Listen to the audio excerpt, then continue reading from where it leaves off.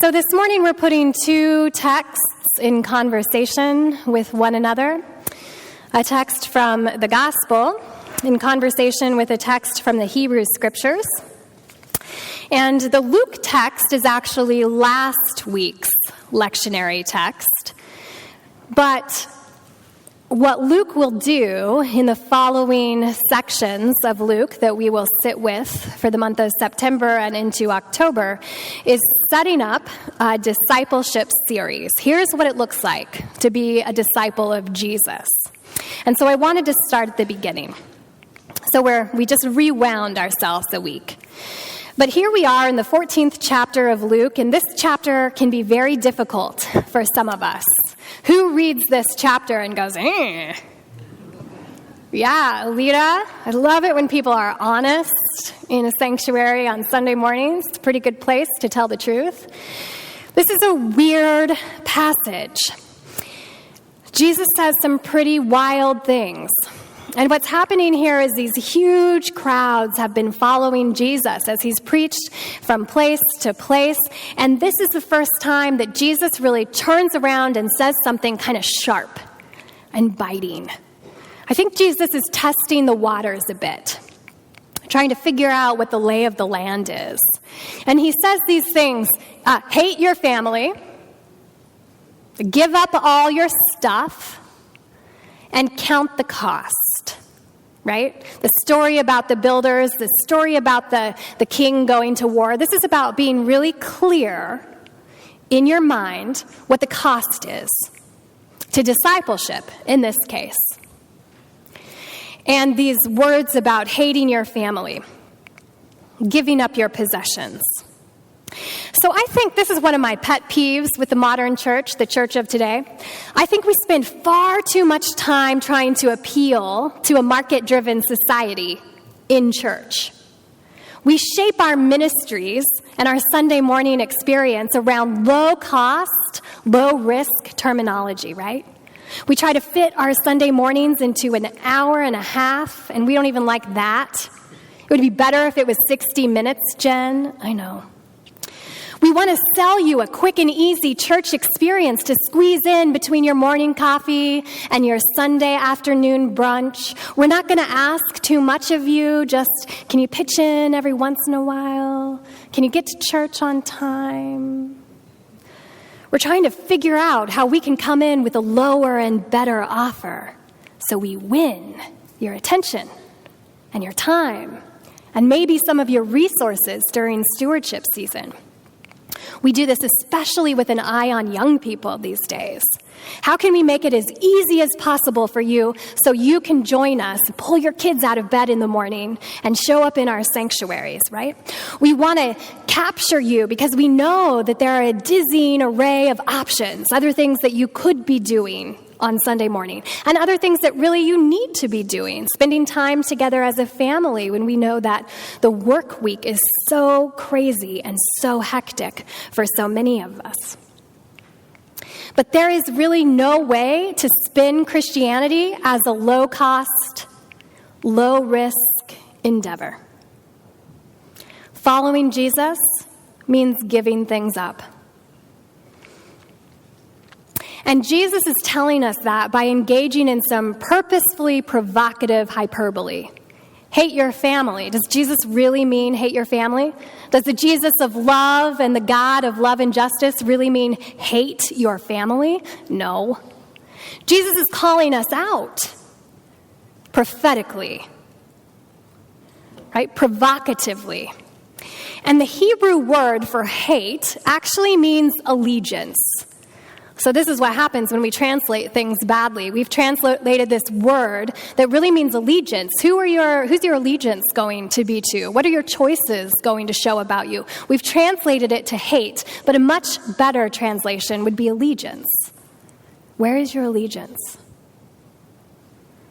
And what do you do when your allegiance doesn't fall in line with your friends, your neighbors, your colleagues, or your politics? And I think we need a through line. We need a centering point, right?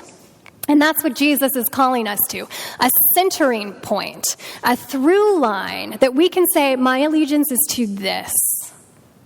So we can make some choices when we need to give some things up or count the cost. But I think it gets really confusing to us because I don't think we've spent quite enough time examining the through line. So how do we know? How do we know when we must leave our families behind? How do we know where our allegiances lie? So we're not always swimming unorganized around an issue trying to figure out what to do.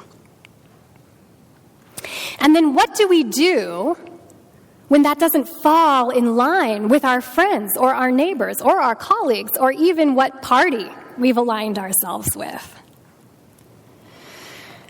I've heard a lot of people lately saying the gospel shouldn't be political, Jen. The gospel shouldn't be political. The gospel is always political because it has to do with people. And if you read Jill McAllister's Interfaith Voices piece in the Gazette Times this week, she really beautifully defines what politic means. It comes from the Greek, right? It means having to do with the city. And more specifically, it means having to do with recognizing how power is structured in the city. Who's in, who's out. Who makes the rules. Who gets squashed by the rules. That's the meaning of politic. And that is exactly what the gospel is about. Justice. Love. The least of these. So if you're looking for a Christianity that doesn't step into the political arena, if you're looking for a neutral pulpit, and by the way, I heard that Amber told me that they were interviewing at a church in Maine. And they told Amber, now this is a neutral pulpit. And Amber was like, does that mean just that the people on the search committee won't be in the audience listening to the sermon? Because sometimes that's how we do neutral pulpit in the United Church of Christ. And they said, no, that means we don't preach politics in our congregation. And I said, I think you're in the wrong place, Amber. I don't know how that played out, but I find it very funny that a Christian church asks for a neutral pulpit. You've come to the wrong place this morning if you think this might be a neutral pulpit. But what the gospel is not is partisan. The gospel is not partisan. It's also not savvy. You know, Jesus ends up getting killed at the end of this story. That's not very savvy.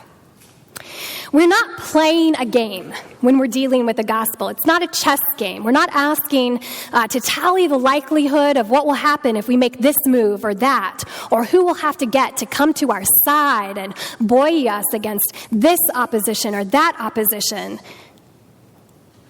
We're not asking about how that entity will react to us or how that entity will counter us. That is completely outside the gospel. That's a chess game. That's politics in the world as it operates today. That is not the church. And Jesus is trying to make it clear to us just how dangerous it's going to be if we use the gospel as our through line. The scripture from Ezekiel I sent out in a church-wide email a little before I left on my August vacation. You might or might not have paid much attention to that email. But I want to tell you a little bit about the cultural context of Jerusalem at this time. That's who Ezekiel is speaking to, Jerusalem. And he's using language about the bloodshed city. He calls Jerusalem the bloodshed city. Now, this is code use in ancient Near Eastern text for a city that's on pretty bad terms with any entity of divine power who the people are worshiping with. It's used throughout a lot of different examples of ancient Near Eastern literature. And what it means is the city's aliens are being exploited. Widows and orphans are wronged. The laws concerning the treatment of society's most vulnerable constituencies are being violated. And monarchs are failing to carry out a royal responsibility testified to throughout the ancient Near East. Power against the powerless has become unregulated. That's what it means when we encounter the term bloodshed city in the Hebrew Scriptures. It really is a story of the government using power inappropriately against the marginalized and oppressed. And this is where Jerusalem finds itself as the prophet Ezekiel approaches it. This text, written 2,600 years ago, is so applicable to today, is it not? We could be reading about the United States. We could be reading about so many other places.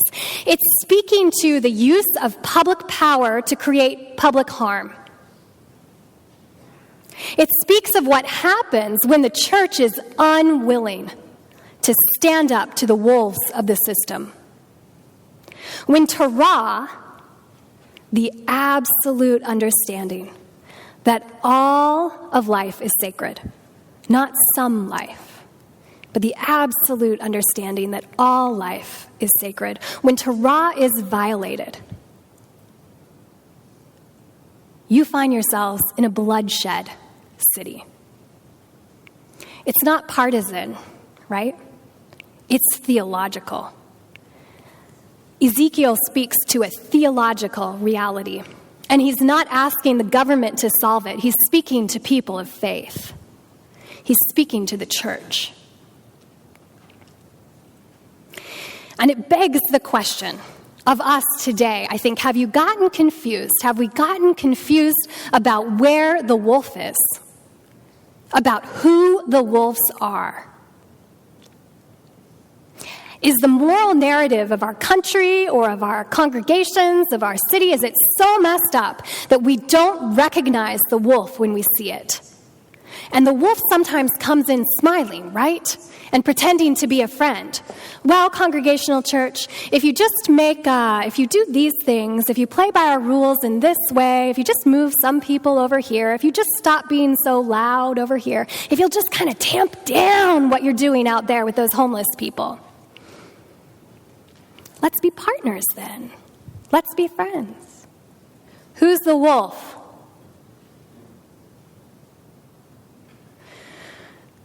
Are we so messed up in our moral narrative that we can't see the wolf? Do we not understand that the system was never created to privilege the poor? The system was created and is perpetuated to criminalize poverty, to criminalize the oppressed. The current administration, by the way, has been doing it in rapid time. How many of you saw the article about the Trump admin crackdown on homeless camps in California? Yeah, that came out just over the past week or 2 weeks. So they've turned their attention to California, along with Baltimore and the other places that are currently being targeted, saying that the situation of homeless in California is untenable. And that's right, isn't it? It's untenable. But they say it this way: what they are doing to our beautiful California is a disgrace to our country. It's a shame. Meanwhile, they exacerbate the problem with their stance on scaling back federal assistance, tightening restrictions, and fueling a narrative of hate. And then the solution proposed is, let's raise the camps. Let's put them all, let's incarcerate them. Let's lock them all up together in a facility. All those people who don't look like us. All those people who don't have what we have. Let's be clear about noticing which piece of history we're repeating. It's not just out there. It's not just in California. It's not just the Trump administration. It's here. It's close to home. It is shocking how similar the language in Corvallis regarding the homeless and the houseless is to the rhetoric of the national conversation we're having around racism and sexism and immigration. We care less about human beings than our property taxes. We're not even interested in knowing the story of a human life. We are only interested in, and I quote, putting them in barracks and shipping them to Russia so I don't have to see them. The victims are blamed. Fear-mongering is at an all-time high, and even in the county of Benton and the city of Corvallis, division is the goal, us against them. When the wolves are howling, when the poor and the needy are abused and outsiders are kicked around and wolves are using the language of hate and oppression, God says, can I find even one person, just one person, to raise the voice of truth against oppression and hate? Is there anyone who will stand in this gap? Who is it who will speak truth to power when it's inconvenient, when it's a risk? So wolves bite, right? Standing between the powerful and the oppressed, it's not a position that's without suffering. It is not guaranteed to win you friends and influence people. So I am not surprised that many of us in this congregation are raising our eyebrows a bit because we have work colleagues quietly asking us, are you still going to that church? If your neighbors suggest, now, can't you guys just leave the politics to the politicians? If someone asks, is there anything you can do about that minister? You know what I think they actually want from you? You know what I think they actually want from us? I think their souls, just like ours, are longing to see someone or some people who are really willing to stand up for truth and justice and love, and to see what hope looks like in action. To see that a group of people with moral imagination, well, that is a thing. That is not lost. That is not gone. They want to witness an opportunity to live into the project of being human, even if they can't articulate it, or even if it is very scary to them, because in most part of our lives and in most of what we see and absorb from the world around us, we are so far away. We are so far away from living into the project of being human. So I wonder now, with our Safe Camp, we have decisions to make in front of us.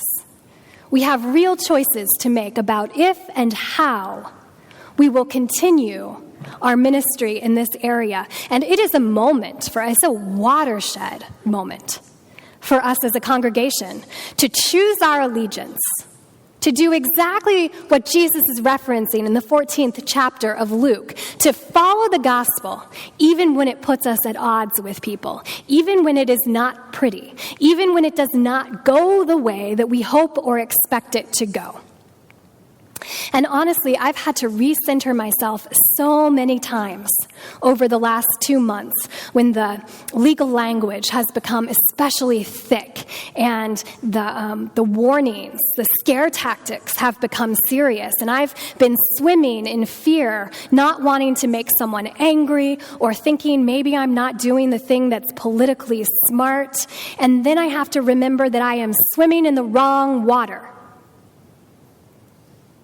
I am swimming in the wrong water. It's not a chess game.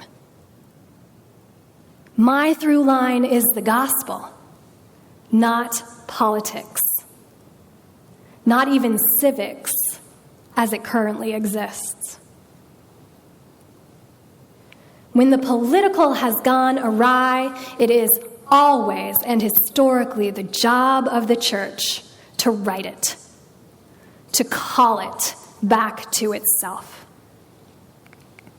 Because our work, our gospel work, is to create the human community on earth in the shape of the beloved kingdom, where the poor and oppressed are brought to the center of the conversation and the center of the care of the community. And our job, Ezekiel says, is to stand right there in that gap and insist that that is how we interface with the poor and oppressed. No one else is going to do it. You think the politicians are going to do it? You think as lovely as the county is, and truly, I have had such lovely conversations with the county and lovely conversations with the city, but is it their job? It is not. It is our job. It is our job. It is not rocket science either to figure out what we're supposed to do. The tricky part is deciding where our allegiance lies. Because it's not just about making one single decision. It's about the follow-through of that decision. It's about how that decision will shape us as a community and as followers of Christ and as the UCC in the Valley. Do we really believe what we say we believe? Are we really willing to be led by compassion? Compassion is not the absence of fear. It is the overwhelming and undeniable summons to engage in acts of love and justice, whatever the cost. Whatever the cost. Everyone is watching. You get that, right? Everyone is watching us. They want to know if we will be the people we claim to be. They don't actually care how eloquent your minister is. They don't actually care how meetings go in this space. They don't actually care if we can administer this thing well. They're watching to see if we can make good on our promise. Are we actually willing to stand in the gap, to speak our allegiance?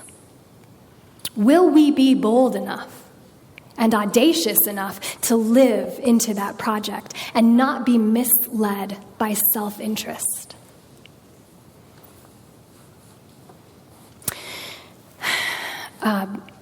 Barbara Brown Taylor preached this sermon about Luke, the section we have in the lectionary today.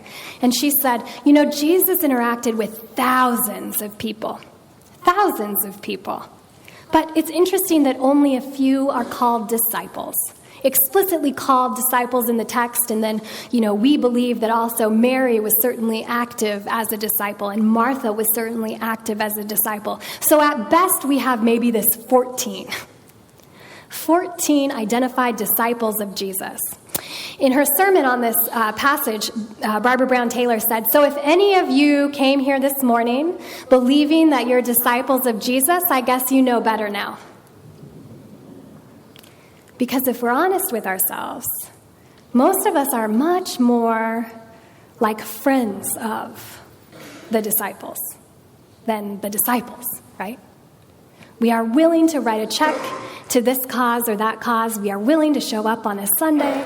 We are willing to maybe vote yes in a congregational meeting, but the disciples did something a lot different.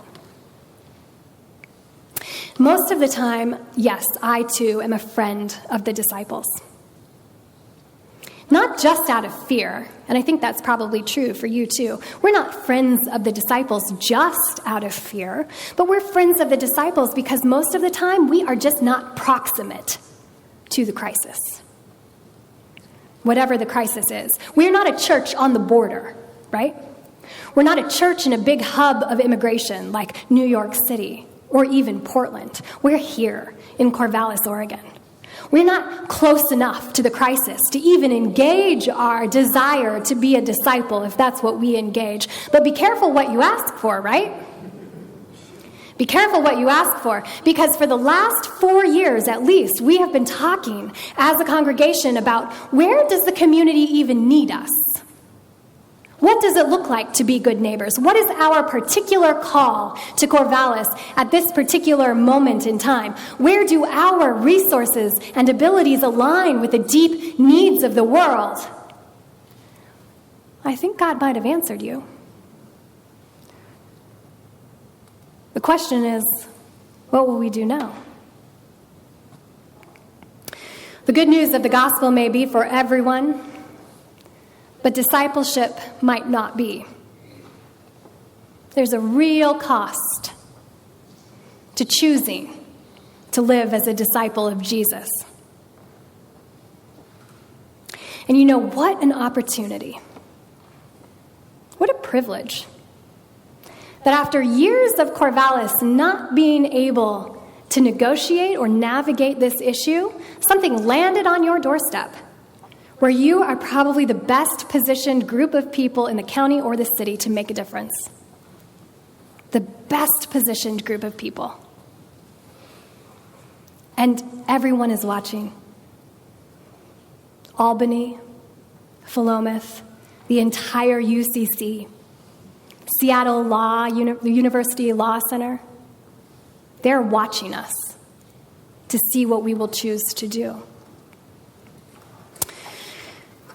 You know that I do believe it's a Cherokee story about the two wolves, but if you know that I'm wrong and I'm misrepresenting which indigenous tale this is, you'll let me know. Do you know the story I'm talking about? The grandfather is telling a story to his son about the two wolves. He's trying to impart this piece of wisdom through indigenous storytelling and spirituality, and he tells his son, everyone has two wolves inside of them. Now, one wolf is fear-driven and anxiety-driven and hungry and scared and always on the prowl, always trying to protect itself, protect its assets, defend its boundaries, defend its borders, keep itself safe at whatever cost.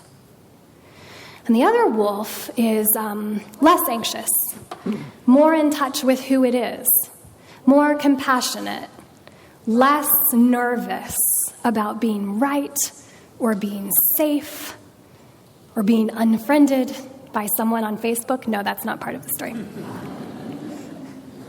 And they're at war with each other constantly. And each of us, these wolves, are warring and fighting. Who will win in every big decision, in every moment, as a personality is shaping, as a young person is organizing internally? Who will win? And that's what the boy asks the grandfather. Who wins? And what does the grandfather say? The one you feed. The one you feed will win. Where is our allegiance? What wolf are we feeding? Amen.